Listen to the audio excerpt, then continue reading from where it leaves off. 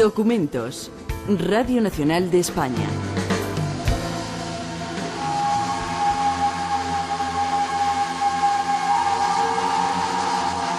Entre el hacer y el ver, acción o contemplación, escogí el acto de palabras, hacerlas, habitarlas, dar ojos al lenguaje. La poesía no es la verdad, es la resurrección de las presencias, la historia transfigurada en la verdad del tiempo no fechado. La poesía, como la historia, se hace, la poesía, como la verdad, se ve. Octavio Paz, Pasión Crítica.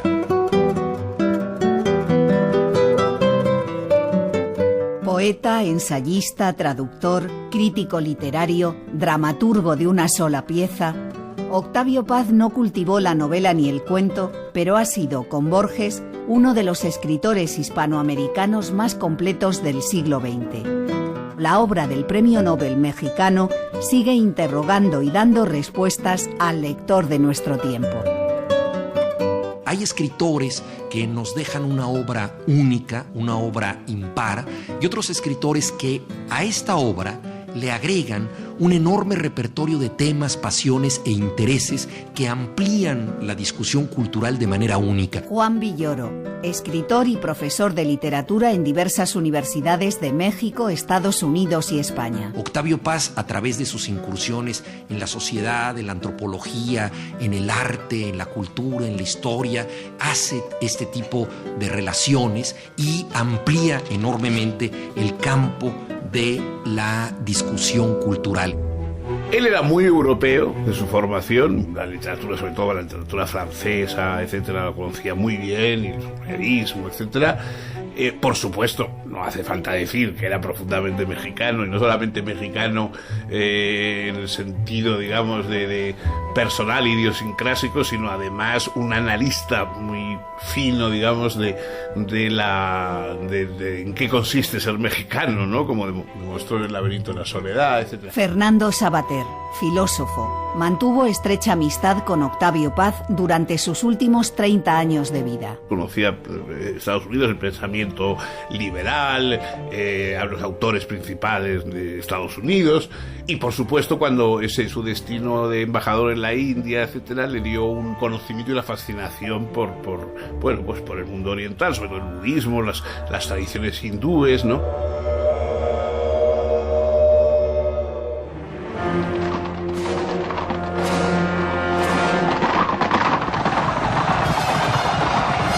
Octavio Paz Lozano nació en Ciudad de México el 31 de marzo de 1914, en plena efervescencia de la Revolución. Meses después, las tropas de Pancho Villa y Emiliano Zapata partieron juntas de Aguascalientes a tomar la capital. El padre del futuro escritor, Octavio Paz Solórzano, era abogado y trabajó para el caudillo del sur. Su entrega a los desheredados y al alcohol lo ausentaban de la casona de Mixcoac, pequeño pueblo hoy integrado en el Distrito Federal, donde creció el niño Octavio. Su educación transcurrió bajo un doble influjo, el de la madre Josefina Lozano, mujer católica y tradicional, y el del abuelo paterno, Ireneo Paz, liberal y jacobino, en cuya biblioteca descubrió a los clásicos, pero también novelas eróticas francesas y las de José María de Pereda, que ya adulto calificó de abominables. Mi madre es de origen andaluz. Mi abuelo era de Medinasidonia y mi abuela del puerto de Santa María. Y quizá mi primer contacto con España fue a través de los cantos populares de mi madre. Y no solamente cantaba canciones andaluzas, sino también canciones populares de campesinos de Asturias y de otras regiones españolas, ¿no? De modo que España para mí está un poco ligada a la música popular. El señor cura nos dice que no tiene rapacillos, por el ojo de la llave pilló los bien chiquititos. Mi padre fue una figura contradictoria. Un hombre lleno de generosidad por una parte y lleno de pasiones por la otra. Un hombre habitado por los demonios, diríamos. En consecuencia, el trato con él era un trato difícil, extremoso. Mi padre pertenecía a la burguesía mexicana y cuando estalló la revolución, él era un demócrata y quiso unirse a la facción que combatía en México en el norte, pero no pudo. Y él y un grupo de amigos, entre ellos un amigo suyo, que además fue una personalidad extraordinaria, Sotuigama, que es uno de los iniciadores, diríamos, del anarquismo en México, fueron al sur por accidente y cayeron con Zapata y descubrieron el rostro mejor, diríamos, de la Revolución Mexicana, el rostro campesino de estos revolucionarios sin tierras y sin instrucción, pero dueños de una tradición muy antigua y que querían en cierto modo restablecer en México una suerte de edad de oro, de propiedad comunal de la tierra, que más bien hace pensar en el mundo del Neolítico que en el mundo moderno. Y fue enviado de Zapata a los Estados Unidos. Vivió en los Estados Unidos como representante personal de Zapata. Tuvo dos herencias familiares muy significativas, Octavio Paz, para forjar su pensamiento. Una, la de su abuelo, que en el siglo XIX soñaba con la idea de democracia. Y luego su padre, que se acercó durante la Revolución Mexicana a la idea de igualdad social. Entonces recibió esta doble herencia, la de su abuelo, la de su padre, por la democracia y la igualdad social. Pero entendió en su propio desarrollo que estos dos conceptos esenciales no significan nada sin la idea de libertad. Mi abuelo es la personalidad quizá más importante de este mundo familiar, porque mi abuelo fue un liberal, luchó contra la intervención francesa y además fue un escritor. Fue un gran admirador, por cierto, de Galdós. Un poco mi abuelo estuvo muy impresionado por los episodios nacionales y quiso escribir en México también una suerte de episodios mexicanos que son una derivación, diríamos, de Galdós. Bueno, hay una novela de mi abuelo que es bastante divertida, es una novela un poco cursi, en la cual los personajes principales son Cuauhtémoc y Cortés.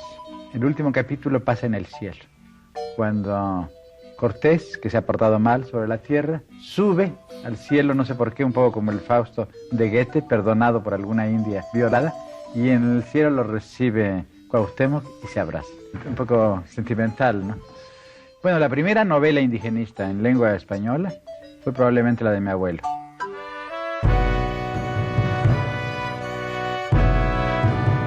Elegía interrumpida. Octavio Paz. Hoy recuerdo a los muertos de mi casa, rostros perdidos en mi frente, rostros sin ojos, ojos fijos, vaciados. Busco en ellos acaso mi secreto, el Dios de sangre que mi sangre mueve, el Dios de hielo, el Dios que me devora. Su silencio es espejo de mi vida. En mi vida su muerte se prolonga. Soy el error final de sus errores.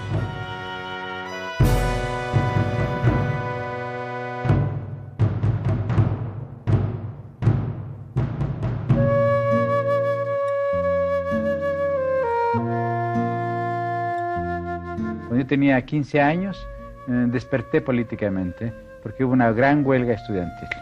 Yo asistía a la clase de álgebra y mi compañero de banco era un chico que se llamaba José Bosch. Y un día me deslizó debajo del pupitre un folleto. Cuando tomé el tranvía, abrí el folleto y era una publicación de la Federación Anarquista Ibérica, de la FAI, un texto de Kropotkin. Su padre era un obrero catalán que había emigrado a México y que era miembro de la FAI. José Bosch me abrió las puertas a la realidad a través de una ventana por la cual sigo teniendo una gran simpatía, el pensamiento anarquista. Octavio Paz se educó en colegios de lengua francesa e inglesa, pero también en escuelas del gobierno porque su padre no quería aislarlo de la realidad del país. El centro que iba a dejar mayor huella en él fue el Colegio de San Ildefonso, donde habían estudiado Alfonso Reyes y otros grandes poetas de México. Medio siglo después, le dedicaría uno de sus poemas más conocidos, Nocturno de San Ildefonso. Estoy a la entrada de un túnel. Estas frases perforan el tiempo. Tal vez yo soy ese que espera al final del túnel. Hablo con los ojos cerrados. Alguien ha plantado en mis párpados un bosque de agujas magnéticas. Alguien guía la hilera de estas palabras. La página se ha vuelto un hormiguero. El vacío se estableció en la boca de mi estómago. Caigo interminablemente sobre ese vacío. Caigo sin caer. Tengo las manos frías, los pies fríos, pero los alfabetos arden, arden. El espacio se hace y se deshace. La noche insiste. La noche palpa mi frente, palpa mis pensamientos. ¿Qué quiere?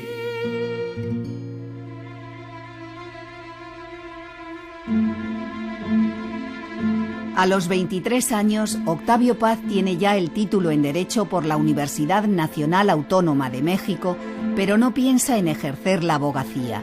Quiere ser poeta. Ha publicado su primer poemario, Luna Silvestre, y escribe en la revista Cuadernos del Valle de México. Además, colabora en los proyectos de alfabetización del general Lázaro Cárdenas. El presidente que acogerá a los exiliados de la Guerra Civil Española y que en 1938 nacionaliza el petróleo mexicano con este decreto que escuchamos en su voz.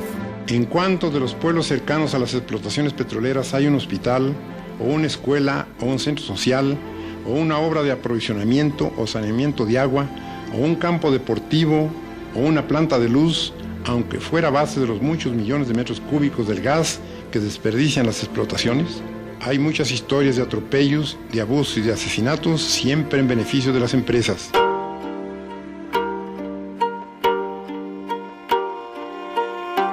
En 1937, el gobierno de Lázaro Cárdenas apoya a Octavio Paz y dos de sus amigos en la fundación de una escuela para hijos de obreros en el estado de Yucatán. Yo era un muchacho de la burguesía que tenía ideas revolucionarias, pero que no tenía realmente un contacto real, verdadero con la gente, ¿no? De pronto, en ese colegio para hijos de trabajadores, los conocí. Y, por ejemplo, conocí lo que es el hambre, la desnutrición. Cuando uno de los primeros días, uno de los chicos se desmayó. Entonces el médico nos explicó que este muchacho estaba malnutrido. De modo que esto fue muy importante para mí. Y esto sigue presente en mi vida. Saber que hay gente que no come o gente que come mal. Bueno, esto es atroz.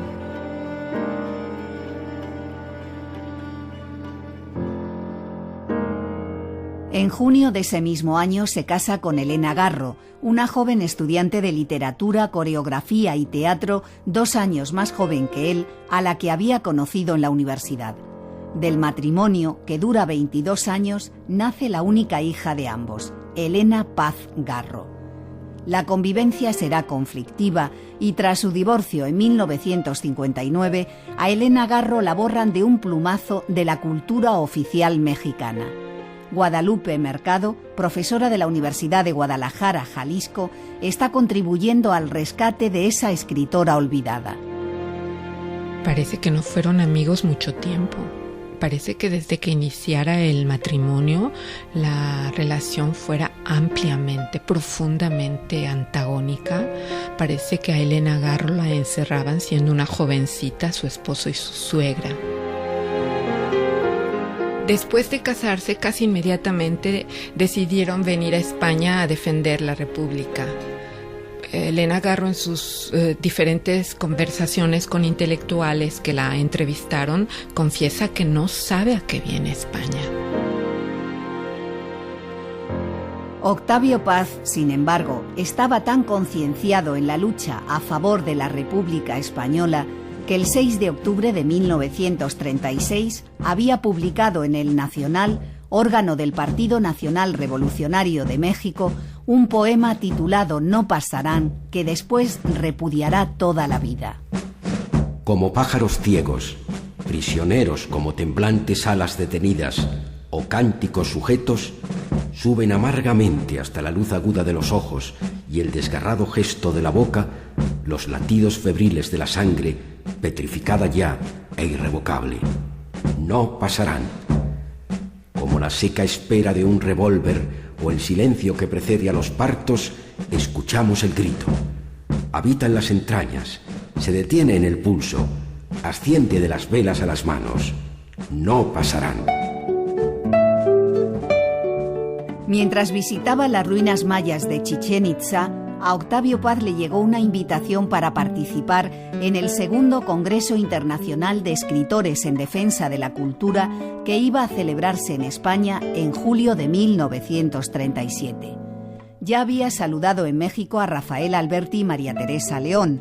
Ahora tendría ocasión de conocer a muchos de los poetas que tanto estaban influyendo en él. Yo descubrí la poesía moderna en los poetas españoles. Los poetas españoles de la generación de 1927, primero que nada en Guillén, en Lorca, en Alberti, un poco más tarde en Cernuda, Salinas. Toda esta generación me deslumbró. Pero una de las grandes alegrías estéticas fue cuando, en la década de los 30, al mismo tiempo que descubrí a los poetas de la generación de 1927, descubrí el libro de los poemas arábigo-andaluces de García Gómez. Es un libro que me tocó mucho, que me influyó, y creo que hay ecos en mi poesía de estos textos. Para mí España también significa eso. Significa después, claro, Galdós, Cervantes, pero sobre todo significa también el descubrimiento de la nueva poesía. La noche sufre de inocencia oculta. Y en esa noche tú, por ti alborada, a un cielo con sus pájaros tan próxima, a pesar del terror y del ahogo, sin libertad ni anchura, amas, inventas, creces en ámbito de pánico, que detener no logra tus esfuerzos tan enérgicamente diminutos de afirmación humana. Era Jorge Guillén recitando la afirmación humana. Octavio Paz y Elena Garro llegaron a París, donde fueron recibidos por Pablo Neruda y Alejo Carpentier. En la capital francesa conocieron también a César Vallejo y tomaron un tren rumbo a Barcelona. A bordo de ese convoy, Octavio Paz y su compañero de delegación, Carlos Pellicer, se encontraron con uno de los escritores y reporteros estrella del régimen de Stalin. Llegó Ilya Ehrenburg y nos pidió a Pellicer y a mí hablar con nosotros, y a Neruda. Bueno, se habló de México, se habló de arte, se hablaron de muchas cosas, y de pronto Ehrenburg nos preguntó, ¿y Trotsky? Trotsky en aquella época estaba refugiado en México. Yo no contesté nada porque no lo conocía, pero Pellicer dijo, yo lo conozco. Yo tuve la satisfacción de conocer a Trotsky en casa del pintor Diego Rivera. Me parece que es un excelente crítico de arte. Dice, ¿pero qué le parece a usted? Dice, bueno, mire usted, me parece que es el mejor agitador político que ha habido en Occidente desde San Pablo. Ehrenburg se quedó un poco asombrado, se acabó la conversación y Neruda me dijo, hay que cuidar a Pellicer. El segundo Congreso Internacional de Escritores en Defensa de la Cultura se reunió en Madrid, Barcelona y Valencia, su sede central, del 4 al 11 de julio de 1937. Pero la primera memoria es en un hotel de Valencia y de pronto en un piano, un poeta español, José Herrera Petere, tocando en el piano, y de pronto Miguel Hernández, que se puso a cantar. Justamente canciones españolas que me recordaron las que cantaba mi madre cuando yo era niño. Probablemente eran las mismas, aunque la letra era un poco distinta porque era una letra política, una letra revolucionaria. El tiempo no lejano, en el patio de un convento, el Partido Comunista formó el quinto regimiento. Hay quien sostiene que esta es la voz de Miguel Hernández. Procede de una grabación en la que también recita la canción del esposo soldado. Pero no hay datos fehacientes para asegurar que se trate del poeta de Orihuela. Octavio Paz lo recordaba con voz de barítono y despojado de todos los clichés. Esto de que era un poeta campesino nunca me lo tragué enteramente, pero sí había algo de campo en él, algo de árbol de llanura, y también algo de ganado. Tenía algo animal, y esto era muy sano, muy fecundo en él. Me impresionó más el hombre físico y el hombre de sensibilidad que el hombre de pensamiento. Y eso se ve en su poesía. Creo que es un gran poeta de lenguaje. Tiene mucho más que ver de lo que se piensa con el siglo XVII y sobre todo con la gran retórica española, con Calderón sobre todo quizá. En el Congreso participaron, además de los ya citados, Antonio Machado, León Felipe, Ernest Hemingway, André Malraux, Nicolás Guillén y Luis Aragón, entre otros. Octavio Paz entabla contacto con los responsables de la revista Hora de España. Uno de ellos, Juan Gilalbert, se convertirá en secretario de la revista Taller cuando se exilie en México. En Valencia está también Luis Cernuda, que tendrá en paz a uno de sus contadísimos amigos en esos 10 últimos años de vida que pasará en la casa de Concha Méndez en Coyoacán. Durante el Congreso de Escritores en Defensa de la Cultura se descalificó ferozmente a André Gide por las críticas que hacía a la Unión Soviética en su libro Regreso de la URSS. Y nosotros tuvimos la ceguera de callarnos y con nuestro silencio aprobar esos ataques injustos. Fue un congreso de solidaridad y de amistad con un pueblo que luchaba, solo, inerme, abandonado por sus amigos, es decir, por las democracias de Occidente, y que luchaba contra enemigos muy poderosos y apoyados exteriormente. Así que fue un gesto maravilloso, diríamos, de solidaridad. Al mismo tiempo, no fue un congreso crítico, fue un congreso de apasionados, pero no de gente que reflexionaba. Durante la guerra civil se acercó en un momento dado a una zona de escarceo militar, sonaron unos disparos y luego hubo una pausa. Y él escuchó del otro lado de la pared que los del otro bando hacían una pausa quizá para compartir un cigarrillo, de pronto hacían una broma, oyó risas, algunas palabras perdidas, y entonces escribió en este recuerdo de ese momento, Octavio Paz: supe por primera vez y para siempre que también el enemigo tiene voz humana.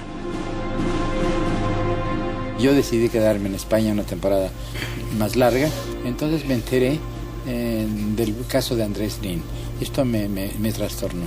Y además el caso de un amigo mío, un joven anarquista, José Bosch, que yo había conocido en México y que era el que me había iniciado en las ideas revolucionarias y las ideas políticas.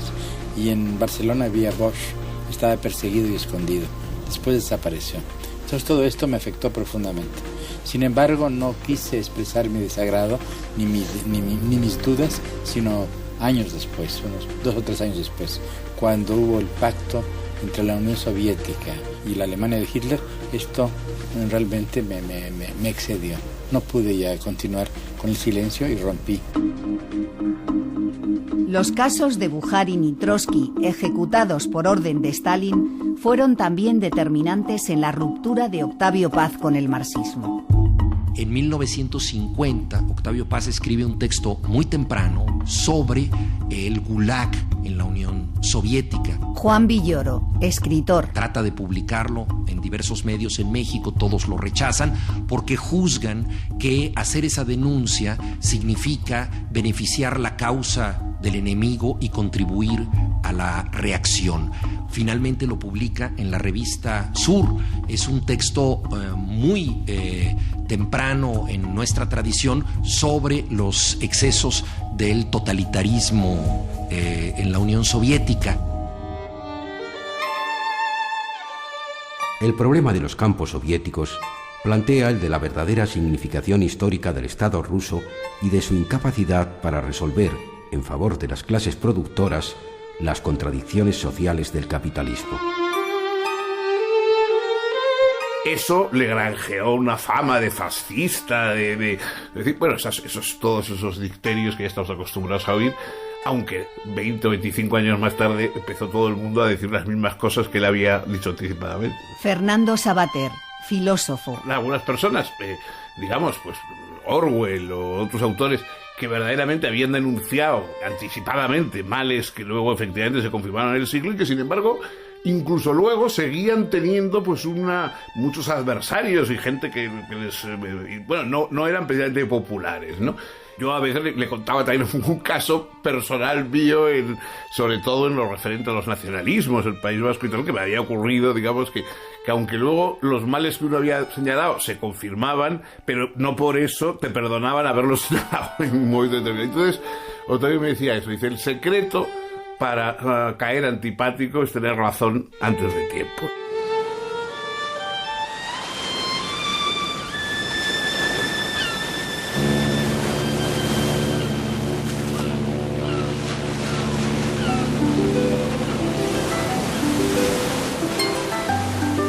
Octavio Paz y Elena Garro abandonaron España en 1938.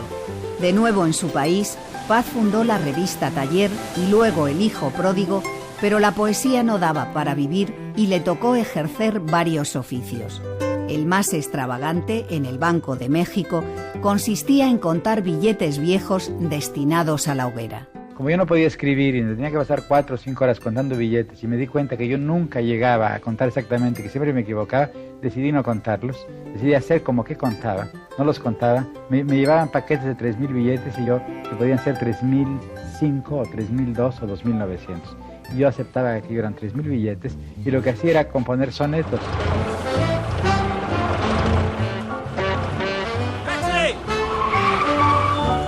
En 1943, Octavio Paz consiguió una beca Guggenheim que le permitió vivir un año en los Estados Unidos. Aún permaneció otro más, trabajando como doblador de películas y dictando conferencias. Aunque lo intentó, no le admitieron en la Marina Mercante. Pensé que iba a perecer, no de hambre, pero de frío, porque vivía en un pequeño hotel, que por cierto fue un hotel célebre antes, el Hotel Bribord. Pero cuando yo llegué era un hotel en ruinas y muy barato. Vivía ahí, pero no tenía dinero para comprar un abrigo. Yo veía cómo el invierno se aproximaba. Estábamos ya en otoño, no podía proveerme de un abrigo. Finalmente, gracias a un peruano, Ciro Alegría, pude doblar una película y entonces me compré el abrigo y me salvé de la pulmonía que me esperaba. Le debo a Nueva York sobre todo el conocimiento de la pintura moderna. Muy joven me enfrenté a la pintura mural mexicana, que después me ha producido ciertas decepciones, digamos la verdad, y después cuando estuve en Europa pude ver la pintura, la gran tradición pictórica de Occidente, y viví algunos años en Nueva York. Dedicó un libro a Marcel Duchamp, La apariencia desnuda, y fue también un enamorado de la plástica, desde la obra mural de José Clemente Orozco y los grabados de José Guadalupe Posada hasta el expresionismo abstracto. Fue de los primeros en establecer una asociación entre la técnica del dripping, el goteo de Jackson Pollock, con la técnica pictórica de David Alfaro Siqueiros, el muralista mexicano. Yo iba al Museo de Arte Moderno de Nueva York en la época de la guerra, hablo de los 40, casi todos los días. Era muy pobre, pero por lo menos tenía unos cuantos centavos para ir 2 o 3 veces por semana al Museo de Arte Moderno y ver la pintura europea. Para mí fue una revelación.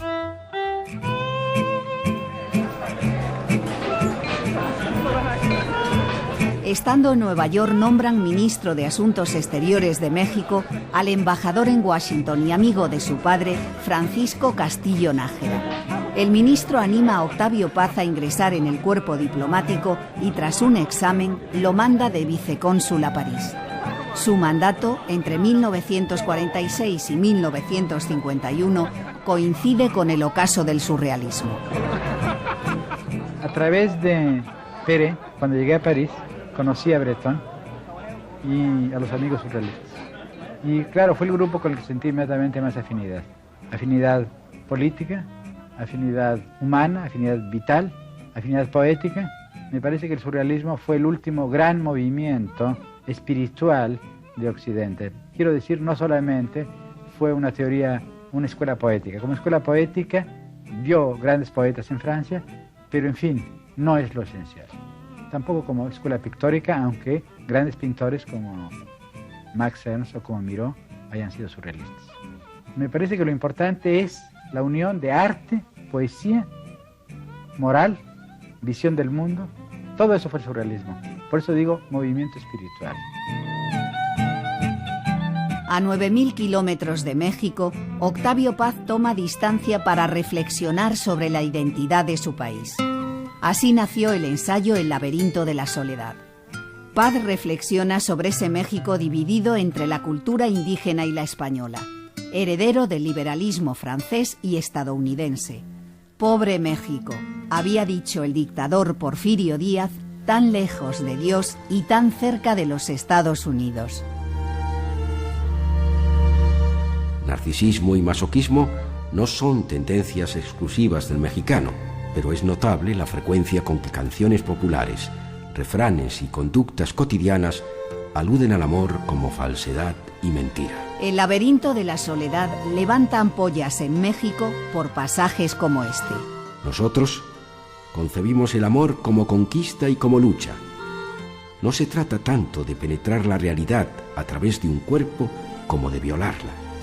De ahí que la imagen del amante afortunado, herencia acaso del Don Juan español, se confunda con la del hombre que se vale de sus sentimientos, reales o inventados, para obtener a la mujer.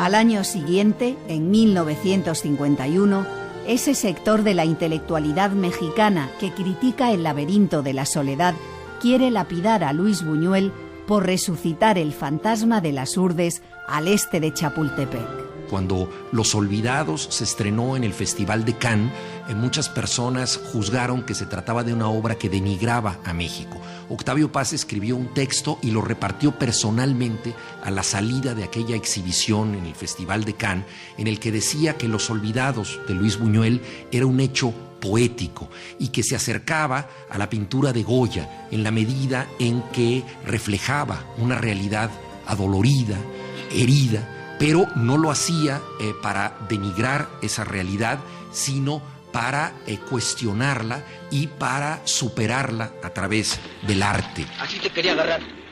¿Qué buscas aquí? Fui por agua. Vivo en esa casa con don Carmelo el Ciego. Podía agarrarte a patadas. Como sueltes la lengua de que me viste por aquí, te mueres. Sí, señor. Miel que me la hace, me la paga. Sí, sí, señor. Ándele. Ven aquí, ojitos. ¿Con quién hablabas? Con uno que pasaba.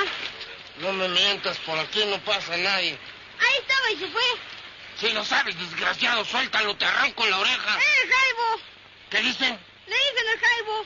Si es que andas con él o con cualquiera, te rompo una pata. A Octavio Paz todavía le espera Oriente para cerrar su triángulo vital y literario. El impacto de la literatura japonesa y la espiritualidad del pueblo indio le acompañarán el resto de su vida. El primer contacto tiene lugar en 1952 durante un viaje por Japón y la India. Se fraguará durante los 6 años, entre 1962 y 1968, que sea embajador en Nueva Delhi. La forma japonesa del haiku, que ya había entrado en la poesía en lengua española, tomará nuevo impulso en la obra de Octavio Paz. Los poemas se llaman Enuxmal y son pequeñas variaciones hechas en las ruinas mayas. Mediodía. La luz no parpadea, el tiempo se vacía de minutos, se ha detenido un pájaro en el aire. Más tarde. Se despeña la luz, despiertan las columnas y sin moverse bailan. Pleno sol. La hora es transparente. Vemos, si es invisible el pájaro, el color de su canto. Aunque su obra literaria se reparte casi al 50% entre ensayo y poesía, Octavio Paz se consideraba esencialmente poeta. Y poeta diverso, como explica el escritor y profesor de literatura mexicano Juan Villoro. Algunos de sus poemas son mucho más llanos y autobiográficos que otros. En lo personal, a mí me interesa mucho el Octavio Paz próximo, que recuerda su infancia en un poema como Pasado en Claro, o sus tiempos del bachillerato en un poema como Nocturno de San Ildefonso. También el poeta del amor que encontramos en Árbol Adentro, un poeta que le dice a la amada: óyeme como quien oye llover, ni atenta ni distraída. En otros poemas, Octavio Paz utiliza formas mucho más precisas e incluso se ajusta a la métrica. Por ejemplo, su largo poema Piedra de Sol es un poema escrito en endecasílabos blancos. En estos poemas, Octavio Paz ofrece una vertiente narrativa de su poesía. Dice: voy por tu cuerpo como por el mundo, tu vientre es una plaza soleada donde la sangre oficia sus misterios paralelos. Eres una muralla que la luz divide en dos mitades de color durazno, un paraje de sal, rocas y pájaros bajo la ley del mediodía absorto. Esa poesía que gravita en torno a los conceptos de tiempo y mito vertebra toda la obra literaria de Octavio Paz. El escritor nunca se arrepintió de desoír el consejo que le dieron dos filósofos destacados a una y otra orilla del Atlántico. Uno de ellos, un mexicano, José Vasconcelos, que me dijo que abandonase la poesía y me dedicase a la filosofía, que nos prepara a morir, dijo. Y también después en Ginebra, Ortega y Gasset, que me dio el mismo consejo, pero de un modo más terminante, porque me dijo: aprenda el alemán. Recuerdo, yo había leído mucho a Ortega de joven, y cuando lo vi me quedé muy impresionado. Se me quedó viendo, era pequeño, moreno, y me dijo: parezco un torero, ¿verdad? Y le dije: sí.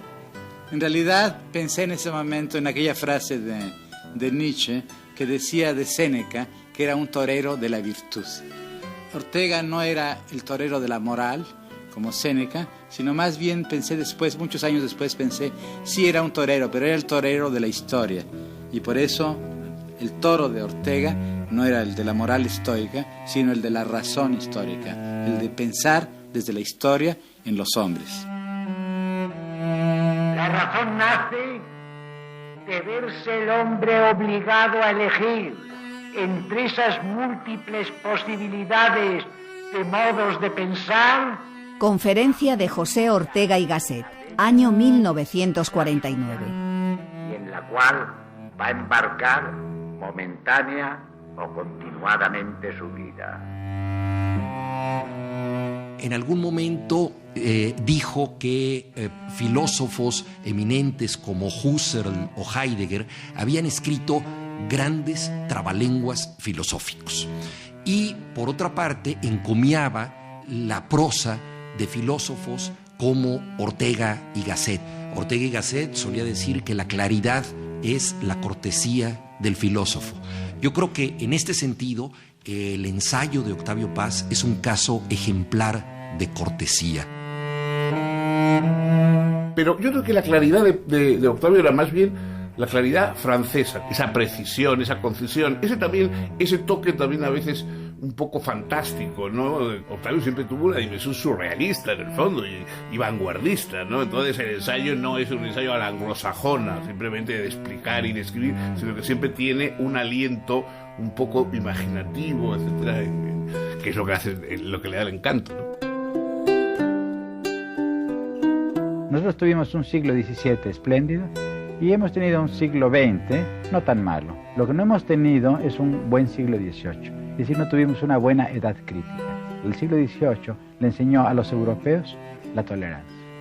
En la tradición española tenemos un Calderón, tenemos un Cervantes, pero nos falta un Hume, un Locke, un Kant, un Diderot, un Voltaire.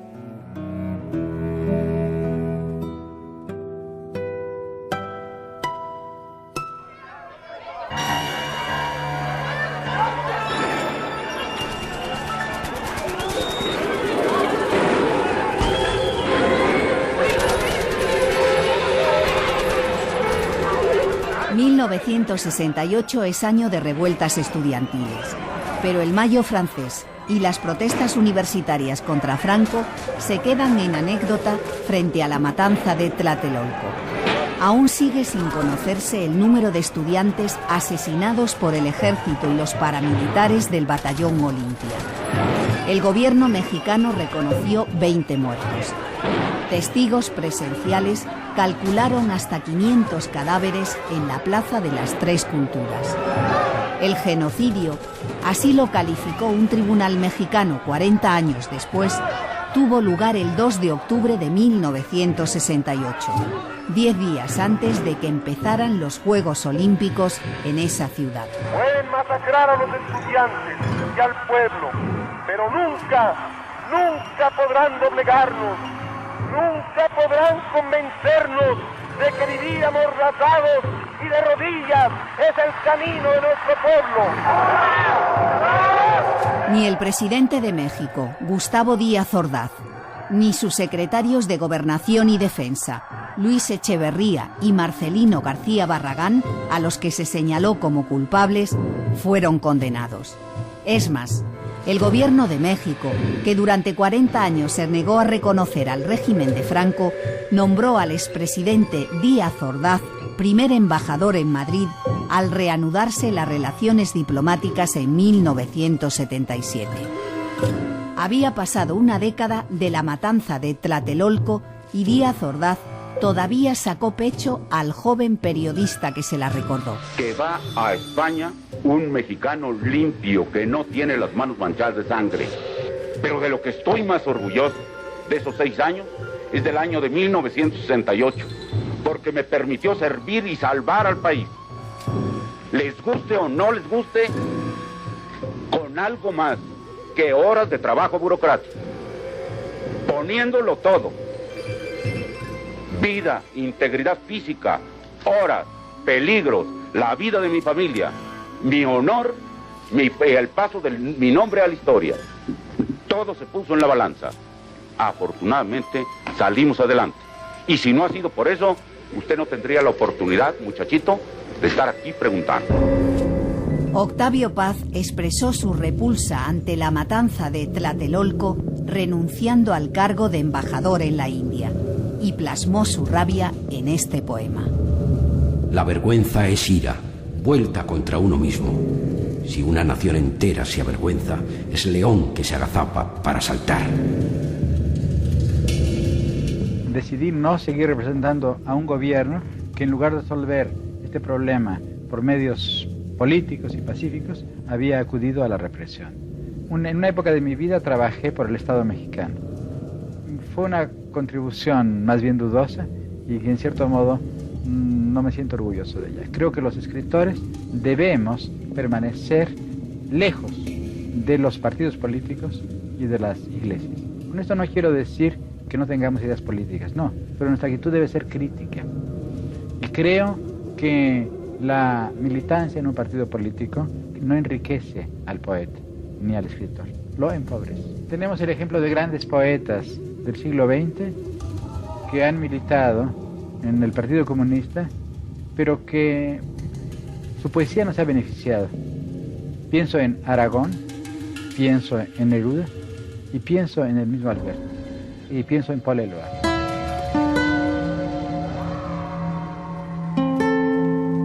Octavio Paz se había casado en Nueva Delhi con la francesa Marie-José Tramini.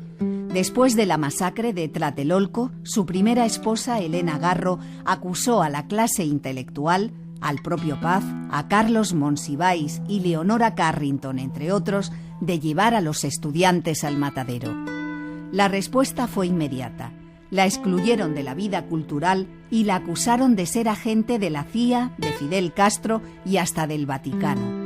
Como explica la profesora de la Universidad de Guadalajara, Jalisco, Guadalupe Mercado, le hicieron la vida imposible hasta expulsarla de México.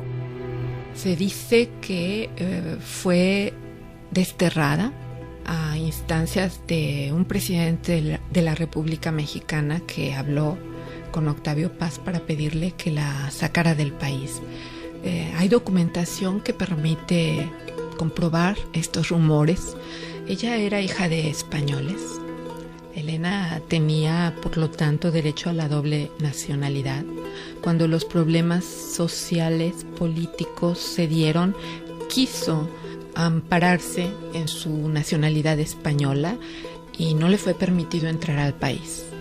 Tuvo, por lo tanto, que viajar hacia Nueva York, porque parece que las relaciones de Octavio Paz con España ya eran importantes y ya podía influir en la decisión de que no se aceptara a su ex mujer en este país.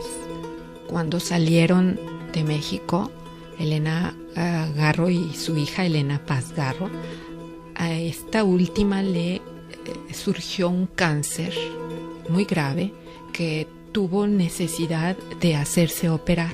Tuvo que ser intervenida en la ciudad de Nueva York, pero como no tenían un seguro médico, como no tenían dinero suficiente para pagar la estancia postoperatoria, fueron echadas a la calle.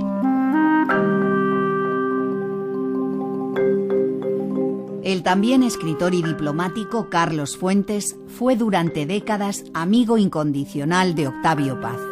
Hasta imitó su ejemplo y renunció a la Embajada de México en París cuando su gobierno destinó a Gustavo Díaz Ordaz a la legación de Madrid. Sin embargo, sus opiniones contrapuestas en torno a las revoluciones cubana y sandinista fueron minando esa amistad.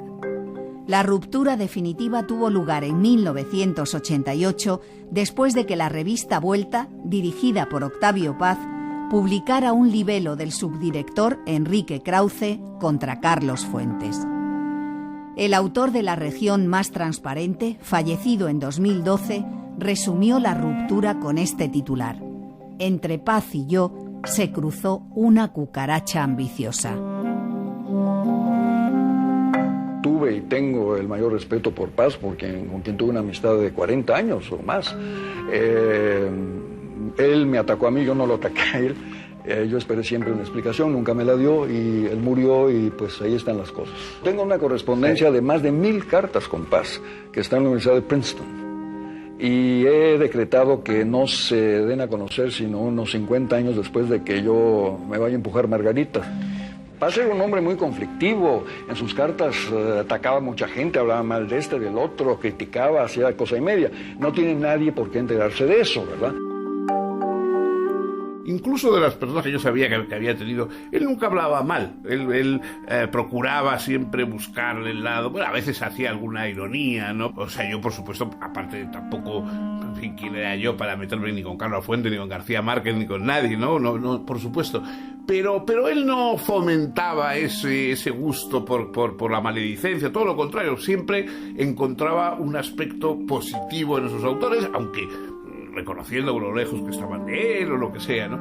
Y yo creo que, bueno, como adversario, fue un adversario que también aportaba a sus rivales, ¿no? Porque un adversario inteligente, de expresión clara, etcétera, hace que veas tus ideas con más claridad. La política no es una religión, en consecuencia no puede salvar a los hombres. Tampoco es una filosofía y en consecuencia tampoco puede darle sabiduría a los hombres. Que la política es el arte de convivir y no el arte de cambiar al hombre. Yo no creo que la política pueda ofrecer una solución a los problemas fundamentales de la condición humana. Hay que esperar, en cambio, de la crítica y del pluralismo. Era un intelectual crítico, era un intelectual que no se vendía, pero que tampoco mantenía una postura sistemáticamente adversa a todas las estructuras institucionales, porque era institucionalista, él sabía que las instituciones eran imprescindibles, incluso aunque no fueran las más perfectas, ¿no?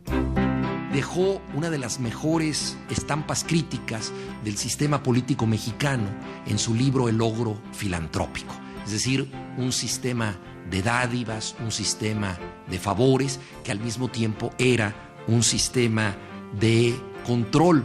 Él habló del patrimonialismo como una incrustación de los lazos privados en la arena pública. Pocas definiciones más inteligentes que esta de Octavio Paz para definir el peculiar sistema político mexicano que gobernó al país durante 71 años. El sistema mexicano nació como un compromiso fecundo, bueno. Si al día siguiente de la Revolución Mexicana se implanta la democracia, se intentó implantar, y lo que produjo fue la anarquía. Entonces se inventó este sistema, que es un compromiso entre la auténtica democracia y los regímenes autoritarios. Pero esto ha producido al cabo de los años una clase burocrática muy poderosa, inteligente, a la cual se le deben muchas cosas positivas, pero que también impide la modernización real del país. Octavio Paz fue galardonado con el Premio Cervantes de Literatura en 1981. Su carrera alcanzó el cenit con la concesión del Nobel en 1990. Un año atrás había caído el muro de Berlín y los regímenes comunistas se desmoronaban como fichas de dominó. Paz llevaba tiempo luchando contra otra dictadura, la del mercado, y no dejó pasar aquella ocasión solemne en Estocolmo para denunciarla.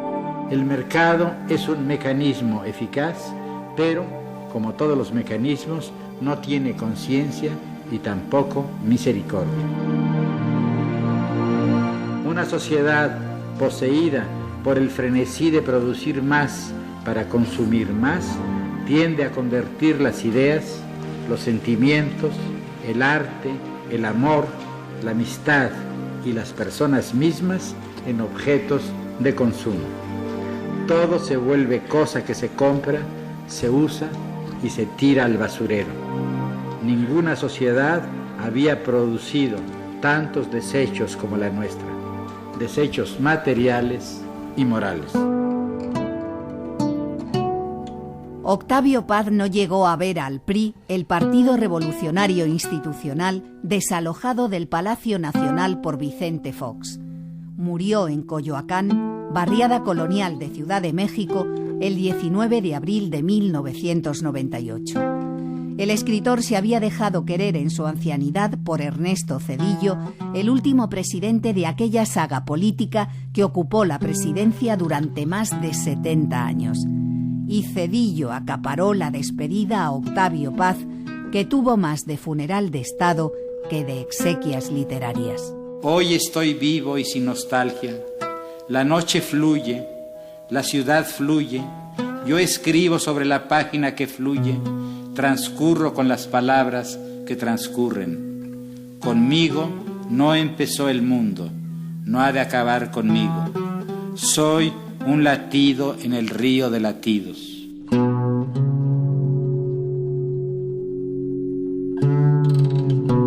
Octavio Paz, Pasión Crítica. Un programa de Juan Carlos Soriano. Realización y montaje, Maica Aguilera y Miguel Ángel Coleto. Narradora, Modesta Cruz. Con la voz de Javier Lostalé. Documentos es una producción de Radio Nacional de España.